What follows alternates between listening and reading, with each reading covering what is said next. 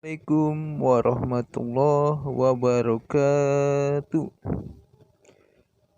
Sebelum menyaksikan video ini lebih lanjut, diminta untuk subscribe terlebih dahulu agar saya Syahira bisa melanjutkan atau meneruskan bikin video lainnya. Nah, kalau udah subscribe, yuk kita tonton rame-rame video ini. Pada waktu itu, para ulama yang sibuk mencari penggantinya. Namun, para ulama tidak menemukan penggantinya. Sehingga ketika para ulama meninggal, inna lillahi wa inna ilaihi raji'un,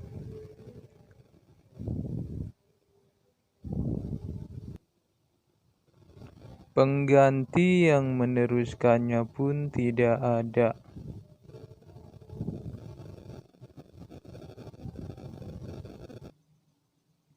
Para pemuda dan pemudi di waktu itu kalang kabut karena tidak mempunyai panutan. Seorang ulama tidak mempunyai pengganti. Akhirnya para pemuda dan pemudi pun tersesat. Dan di saat itulah iblis yang mempunyai kesempatan untuk menjerumuskan semua manusia ke dalam kebinasaan, yaitu masuk ke dalam neraka. Dia pun segera maju ke barisan depan untuk menggoda umat manusia.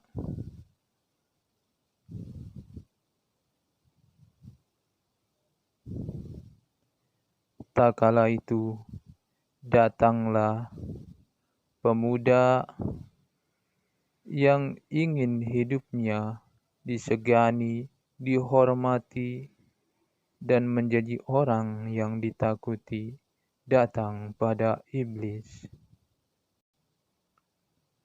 Pemuda itu pun menjadi abdinya iblis.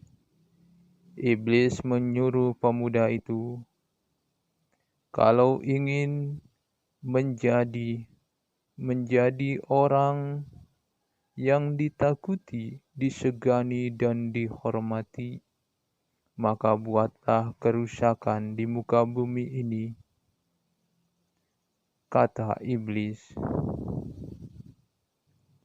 Pemuda itu menjawab, baiklah Tuanku, akan kulaksanakan perintahmu.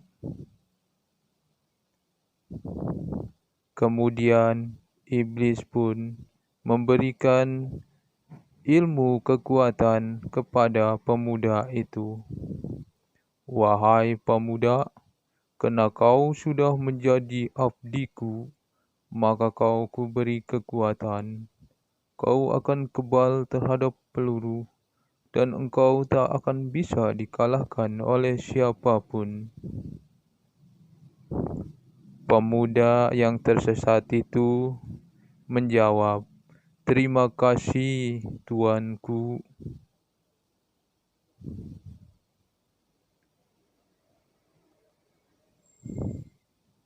Iblis pun berkata lagi, wahai pemuda,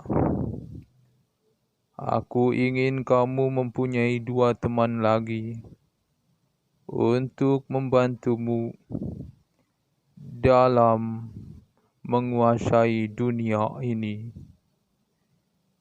Carilah 2 orang lagi. Kemudian pemuda itu pun segera meninggalkan iblis dan mencari kedua teman untuk menguasai dunia. Setelah pemuda itu pergi, iblis pun berkata, "Dasar manusia bodoh, datang kepadaku. Sudah tahu punya kitab Al-Quran, bukannya mengikuti apa yang diperintahkan yang ada di dalamnya, malah mengikuti aku. Sudah dikatakan pada Al-Quran bahwa aku ini orang yang ditakdirkan untuk menyesatkannya. Hahaha, dasar bodoh."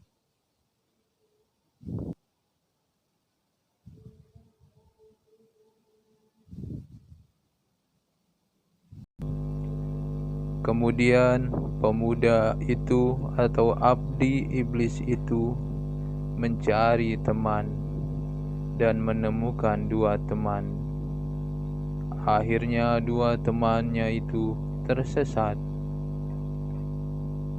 Disesatkan abdi iblis itu. Kemudian mereka bertiga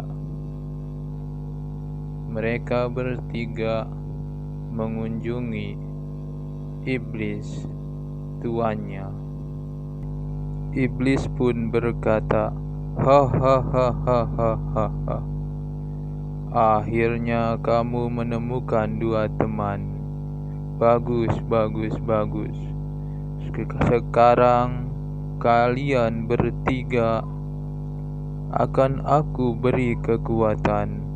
Maka pergilah kalian, berbuatlah kerusakan di muka bumi ini dan kuasailah dunia ini." Hahaha. Setelah mendapatkan perintah dari iblis, ketiga abdinya pergi ke desa awam. Mereka bertiga mengelilingi desa awam dan bertanya-tanya kepada warga desa awam di mana lurah mereka atau kepala desa mereka. Mereka 3 abdi iblis itu pun mendatangi satu persatu warga desa awam hingga menemukan rumah kepala desa awam. Tak kala abdi iblis itu sampai di rumah kepala desa awam, mereka pun memanggil-manggil kepala desa agar segera keluar.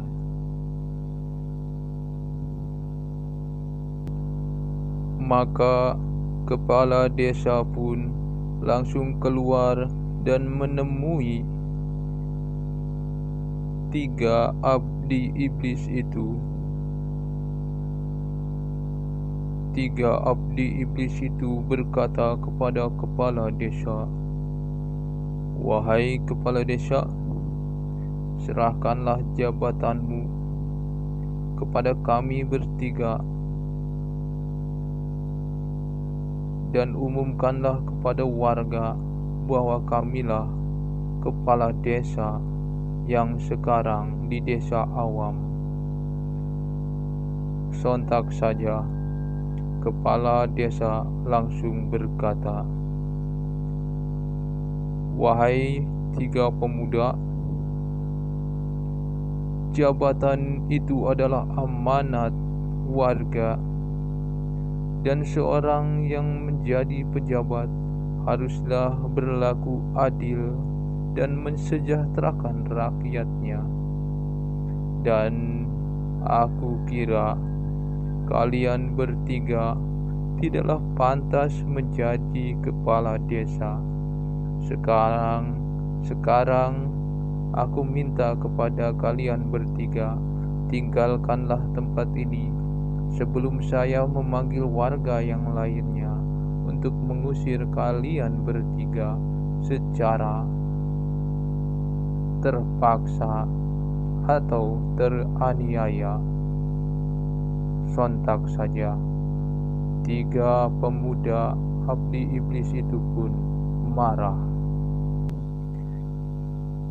"Kurang ajar!" Dar.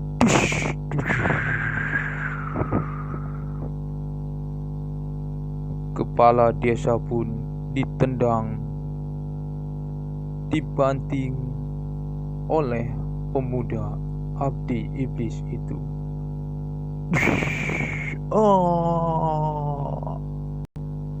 Kemudian pemuda itu menginjak kepala desa itu.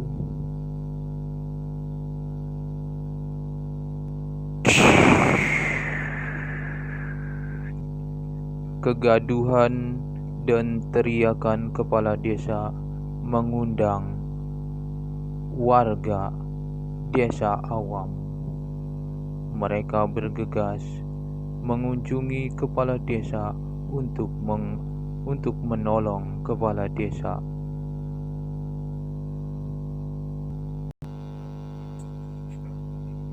Warga pun dengan segera menghadapi ketiga abdi iblis itu. Namun ketika cangkul dihantamkan kepada satu pemuda abdi iblis itu, cangkul itu pun patah ketika dihantamkan ke kepala satu pemuda abdi iblis itu. Sontak saja pemuda itu atau warga itu terkejut, dan pemuda abdi iblis itu pun menyerangnya. Tendangan pun dilayangkan sehingga satu warga pun tersungkur dan tidak berdaya. Satu warga lagi menyerang dengan cerulit, namun dihantam dan lagi-lagi dihantam tidak berdaya.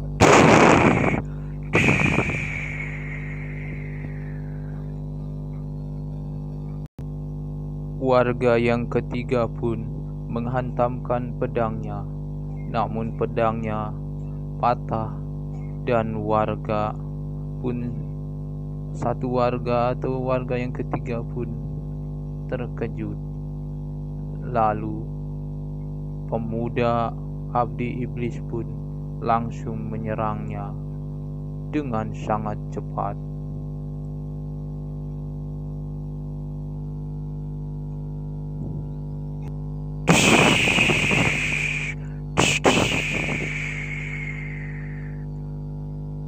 Dan ketiga dari warga itu pun jatuh dan tidak berdaya.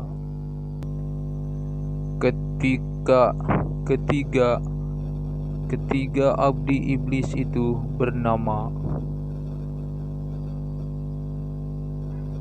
Kala Ungu, Kala Hitam, dan Kala Biru. Setelah itu desa awam pun menjadi hancur berantakan. Warganya yang menempat atau tinggal di desa awam menjadi ketakutan dan sangat mencekam karena desa awam dikuasai oleh 3 abdi iblis, Kala Ungu, Kala Hitam, dan Kala Biru. Dan desa awam pun menjadi hancur dan penuh dengan kejoliman. Maka di saat itu terdengarlah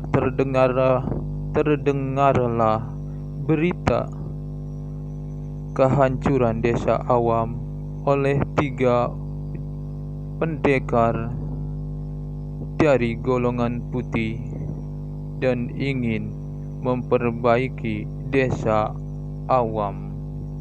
Mereka bertiga turun gunung untuk menghadapi 3 abdi iblis.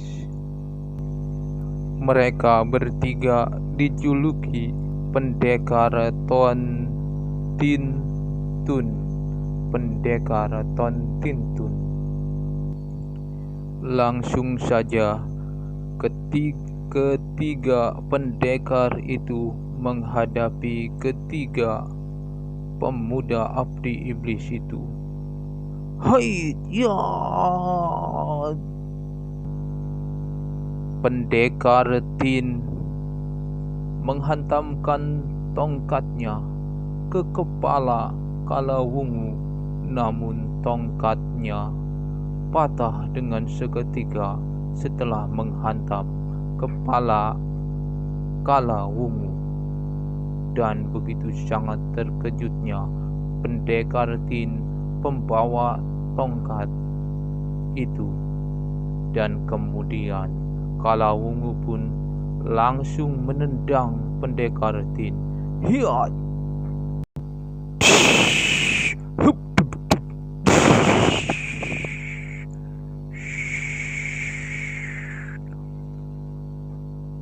Pendekar Tin pun mementalkan tongkatnya dan ambruk seketika ditendang oleh Kalawungu.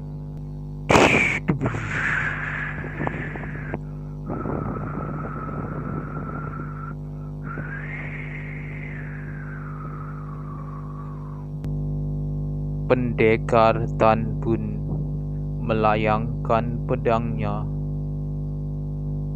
dan menghantam kepala Kala Hitam, namun Kala Hitam kebal terhadap pedangnya dan pedangnya itu pun patah dengan seketika.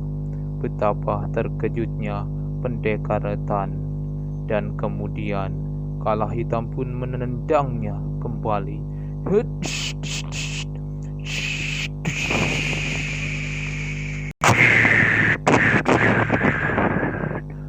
Pukulan Kala Hitam pun melayang tepat di perut pendekar Tan, dan pendekar Tan pun terpental hingga tak berdaya.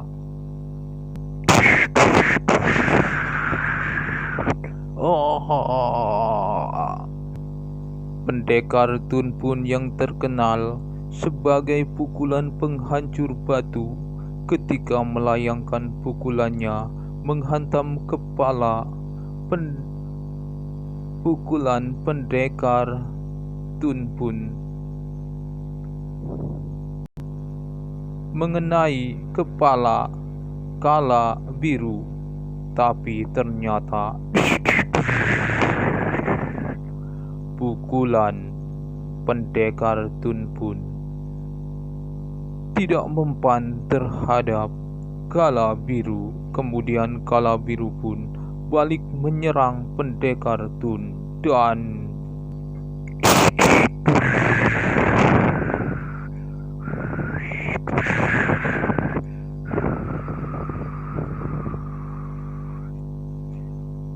pendekar Tun pun terpental dan ambruk dan tidak berdaya. Maka di saat itulah datanglah keamanan kampung desa Awam yang ada di desa lain dengan senjatanya. Kemudian keamanan itu mencetuskan senjatanya, dor hingga mengenai tubuh Kala Biru. 8 butir peluru dihantamkan kepada tubuh Kala Biru.